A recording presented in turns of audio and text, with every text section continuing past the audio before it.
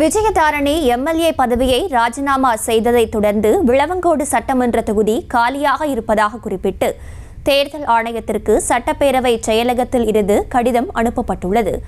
விவரங்களோடு இணைகிறார் செய்தியாளர் பாரிகார்த்திக். வணக்கம். விவரங்கள்.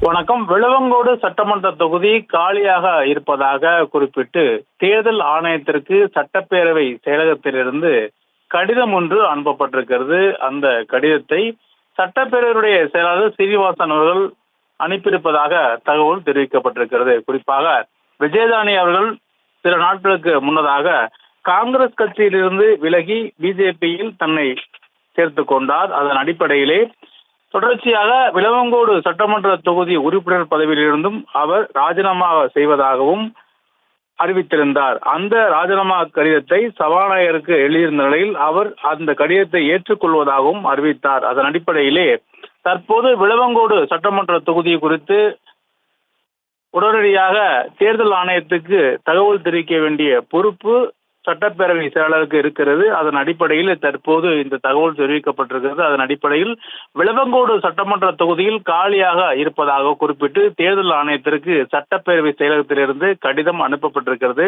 அந்த கடிதத்தில் தற்போது விளவங்கோடு சட்டமன்ற உறுப்பினர் ராஜினாமா செய்தால் தற்போது அந்த விளவங்கோடு சட்டமன்ற தொகுதி காலியாக இருப்பதாகவும் கடிதத்தில் குறிப்பிடப்பட்டிருக்கிறது.